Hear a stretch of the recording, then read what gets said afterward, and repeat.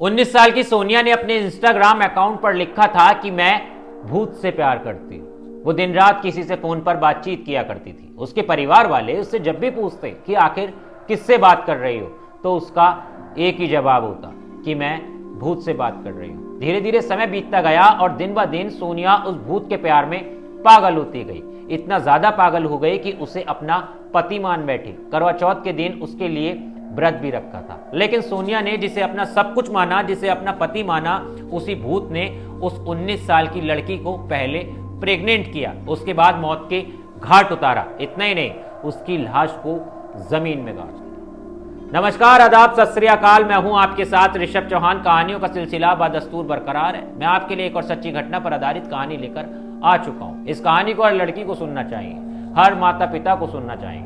इस कहानी को सुनने के बाद आपको पता चलेगा कि कुछ लोग किस तरह से आपके बच्चों का जीवन बर्बाद कर सकते हैं, यहां तक कि उन्हें की जान भी ले सकते हैं अगर आप अपने बच्चों पर ध्यान नहीं दोगे। इस कहानी को शुरू करते हैं, लेकिन उससे पहले मैं आपको हमेशा की तरह जगह और किरदारों के बारे में बता देता हूं। दरअसल ये पूरी घटना दिल्ली के नागलोई की है। 21 अक्टूबर साल 2024 का ये पूरा मामला है। इस कहानी के अंदर जो पहला किरदार है उसका नाम है सोनिया, जिसकी उम्र महज 19 साल है। इस कहानी के अंदर दूसरा किरदार है सोनिया का परिवार। कहानी में तीसरा किरदार संजू है। इस कहानी के अंदर चौथा किरदार पंकज और ऋतिक है। अब सोनिया का परिवार बिहार का रहने वाला था। बिहार से दिल्ली के नागलोई में आकर पूरा परिवार शिफ्ट हो गया था और एक किराए के मकान में रहा करता था। सोनिया के परिवार में उसके माता पिता थे, उसकी एक बहन थी और उसका एक भाई था। परिवार बेहद ज्यादा गरीब था। पिता छोटा मोटा काम किया करते थे और पूरे दिन घर से बाहर रहते थे। उसकी माता भी पूरे दिन घर से बाहर रहती थी। वो भी आसपास के इलाके में साफ सफाई किया करती थी और उसका भाई भी पूरे दिन घर से बाहर रहता था, यानी वो भी एक ई रिक्शा चालक था। अब पूरा परिवार जब काम पर चला जाता था तो उस वक्त सोनिया घर में अकेली रहा करती थी। लेकिन सोनिया के मन में कुछ कर गुजरने का जज्बा था। वो अपने आप को फेमस होते हुए देखना चाहती थी। वो अपने परिवार को गरीबी से निकालकर एक अमीरी की दुनिया दिखाना चाहती थी। इसीलिए उसने इंस्टाग्राम पर रील बनाना शुरू किया था। उसने कुछ सेविंग से एक फोन खरीदा था और उस फोन को खरीदने के बाद वो दिन रात जब उसके परिवार वाले सब चले जाते तो रील ही बनाया करती थी। सिर्फ सोशल मीडिया पर उससे किसी भी तरह से फेमस होना उसके जीवन का लक्ष्य बन चुका था। वो दिल्ली के अलग अलग इलाकों में जाकर रील बनाती, सीपी पर रील शूट किया करती थी और उसकी मेहनत का रिजल्ट भी उसे मिलने लगा था। बहुत ही कम समय में उसकी वीडियोस पर व्यूज आने लगे थे और उसके इंस्टाग्राम पर 7,000 के करीब फॉलोवर्स भी हो गए थे। उसके जीवन के अंदर सब कुछ चल रहा था। वो धीरे धीरे अपने लक्ष्य को प्राप्त भी कर रही थी। लेकिन इसी बीच उसकी मुलाकात होती है एक भूत से। ये भूत और कोई नहीं, उसका एक बॉयफ्रेंड था जो भी महज 19 से 20 साल का था, लेकिन इसका नाम संजू था। अब संजू हरियाणा का रहने वाला था और दिल्ली के नागलोई में ही अपने परिवार यानी अपनी भाई भाभी और अपनी माँ के साथ में रहा करता था। सोनिया से इसकी मुलाकात हुई। दोनों फोन पर काफी ज्यादा बातचीत करने लगे और धीरे धीरे समय बीतता गया। सोनिया अक्सर छुप के इससे मिला करती थी, यहाँ तक कि बाहर भी जाया करती थी। लेकिन जब से संजू उसके जीवन में आया तब से सोनिया अपने एम से भटक गई थी। वो दिन रात रील बनाने की बजाय बस संजू से फोन पर बातचीत करने लगी थी। अब समय और भी ज्यादा बीतता है तो उसकी माँ को, उसके परिवार वालों को थोड़ा शक होता है। वो पूछते हैं कि आखिर किससे बात करती हो, तो वही घिसा पिटा जवाब कि मैं भूत से बात करती हूँ। लेकिन उसकी माँ ने नोटिस किया कि ये कोई लड़का है जिससे बात करती है, तो उसकी माँ को पता भी चला कि ये किसी संजू नाम के लड़के से बात करती है। लेकिन उस वक्त उसकी माँ ने नज़रअंदाज कर दिया और उसे ज़्यादा कुछ भी नहीं कहा। मगर उसने कुछ टाइम बाद ये नोटिस किया कि उसकी लड़की ने घर से बाहर जाना बंद कर दिया है और जिस तरह से वो पहले अपने काम की तरफ फोकस करती थी, अब उसका फोकस भी उसमें नहीं है। तो उसने इस बारे में सोनिया से बात भी की, लेकिन सोनिया ने कहा कि अब मेरा मन वगैरह नहीं करता है। लेकिन इसी बीच क्या होता है कि सोनिया की तबीयत भी खराब रहने लगती है। उसकी माँ उसे डॉक्टर के पास लेके जाती है। डॉक्टर उसका चेकअप करता है तो उसकी माँ को पता चलता है कि उनकी 19 साल की लड़की सोनिया 7 महीने प्रेग्नेंट है। अब जैसे ही उसकी माँ को ये बात पता चलती है तो उसकी माँ के पैरों तले ज़मीन निकल जाती है। वो हैरान परेशान हो जाती है कि आखिर मेरी 19 साल की बच्ची के साथ ये क्या हो गया। सोनिया से पूछा जाता है कि इस बच्चे का पिता कौन है, तो वो बताती है कि इस बच्चे का पिता संजू ही है और हम दोनों बहुत जल्द शादी करने वाले हैं और अलग जाकर रह लेंगे। सोनिया की माँ भी उसकी इस बात पर एग्री हो जाती है क्योंकि परिवार ज़्यादा कुछ नहीं कर सकता था, बहुत ज़्यादा गरीब था। लेकिन सोनिया ने यह भी कहा कि संजू को उसके परिवार वालों ने बेदखल कर दिया है, इसीलिए मैं अभी संजू के घर नहीं जा सकती। अब करवा चौथ का समय आता है, वो उस वक्त संजू के लिए व्रत रखती है। उसी के बाद आती है 21 अक्टूबर। 21 अक्टूबर को सोनिया अपनी बहन से ये कहती है कि मैं संजू के साथ जा रही हूँ, मेरी डिलीवरी में भी महज 3 महीने का समय बचा है और अब हम लोग दोनों शादी कर लेंगे और संजू और मैं दिल्ली से बाहर कहीं अलग जगह अपना घर बसाएंगे। ये कहकर वो अपने घर से निकल जाती है। जब उसकी माँ को ये बात पता चलती है तो उसकी माँ और भी ज़्यादा परेशान हो जाती है कि आखिर उनकी बेटी ऐसे कैसे चली गई। तुरंत अपनी बेटी को फ़ोन किया करती है, अपने बेटे से करवाती है। तो उधर से जवाब आता है, यानी उसका फ़ोन जो है सोनिया नहीं उठाती, वो उठाता है संजू।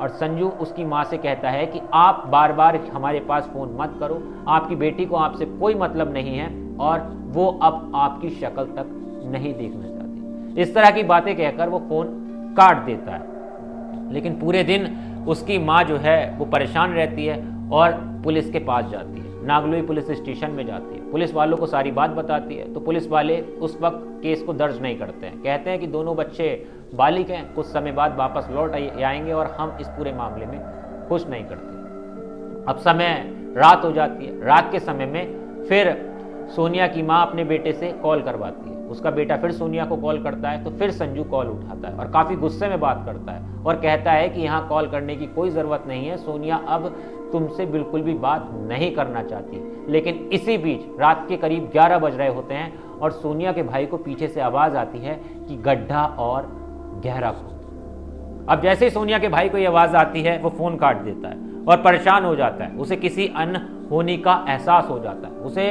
ऐसा लगने लगता है कि कहीं उसकी बहन के साथ कुछ गलत तो नहीं हो गया। अगले दिन पूरा परिवार जो है अपने स्तर पर तलाश करना शुरू करता है और पूछते पूछते सोनिया के यानी संजू के परिवार वालों के पास सोनिया की माँ और उसका भाई जो है वो पहुंच जाता है। वहां जाकर उन्हें सच्चाई जब पता चलती है तो वो और भी ज़्यादा शॉक हो जाते हैं, क्योंकि जिस लड़के ने अपना नाम संजू बताया था सोनिया को, वो संजू नहीं, वो सलीम नाम का लड़का था। सलीम के परिवार वालों से बात की जाती है तो उस वक्त सलीम के परिवार के वाले कह देते हैं कि हमारा लड़के से कोई मतलब नहीं है और हमने उसे बेदखल कर रखा है। खैर अगले दिन यानी 23 अक्टूबर का दिन होता है। उस दिन पश्चिम बिहार पुलिस से सोनिया के भाई के पास कॉल आती है और उस कॉल में पुलिस वाला फ़ोन करके कहता है कि आपकी लड़की के और एक उस सोनिया के पिता के डॉक्यूमेंट्स इस लड़के के पास मिले हैं, बिना नंबर किए, प्लेट किए बाइक चला रहा है। तुरंत सोनिया का जो भाई होता है नागलोई पुलिस स्टेशन में जाता है और जाके बताता है कि वो संजू नहीं सलीम है और पश्चिम बिहार पुलिस ने उसे वहाँ पे पकड़ा है और मेरे पास इस तरह से कॉल आई है। नागलोई पुलिस तुरंत उस संजू को पश्चिम बिहार से नागलोई लेकर आ जाती है और संजू से गहरी पूछताछ करना शुरू करती है। संजू यही कहता है कि सोनिया अब मुलाकात नहीं करना चाहती और हम दोनों ने शादी कर ली है। सोनिया का कहना है कि वो अपने परिवार वालों की शक्ल भी नहीं देखेगी। लेकिन पुलिस ने जब सलीम उर्फ संजू से सख्ती से पूछताछ की तो फिर वो टूट गया। उसने पुलिस को बताया कि 21 अक्टूबर को मैंने एक गाड़ी रेंट पे ली थी। मैंने अपने दोस्त पंकज और ऋतिक को भी अपनी गाड़ी में बिठाया था। उसके बाद मैंने सोनिया को फ़ोन करके अपने पास बुलाया था और हमारा उस दिन हरियाणा जाने का प्लान था। इसी बीच मेरी सोनिया से काफ़ी ज़्यादा नोक-झोंक हुई थी गाड़ी में, क्योंकि सोनिया मुझसे कह रही थी कि तुम आज ही मुझसे शादी कर लो, मैं तुम्हारे बच्चे की माँ बनने वाली हूँ, मेरी डिलीवरी में महज 3 महीने बचे, जिसको लेकर मैं काफ़ी ज़्यादा गुस्सा हो गया था। लेकिन सोनिया भी नहीं मान रही थी। खैर उसने उस वक्त सोनिया से ये कहा था कि मैं तुमसे कल शादी कर लूँगा और इसी शादी का जश्न मनाने आज हम हरियाणा के रोहतक चलेंगे। वो बाकायदा हरियाणा के रोहतक जाता है अपने दोस्तों के साथ में और एक होटल के अंदर उसके दोस्त पंकज और ऋतिक काफ़ी ज़्यादा शराब पीते हैं। फिर रात के समय में वो सोनिया को अपनी गाड़ी में बिठाकर रोहतक के मदीना गांव के जंगलों की तरफ ले जाते हैं। वहां पर संजू सोनिया का गला घोंटकर मार देता है एक मोबाइल के चार्जर केबल से, और इतना ही नहीं, उसकी लाश को भी गड्ढे में गाड़ देता है। और जिस वक्त लाश को गड्ढे में गाड़ रहा होता है उस वक्त उसके भाई का भी उसके पास फोन आया था। तभी पीछे से आवाज आई थी कि गड्ढा गहरा खोदो।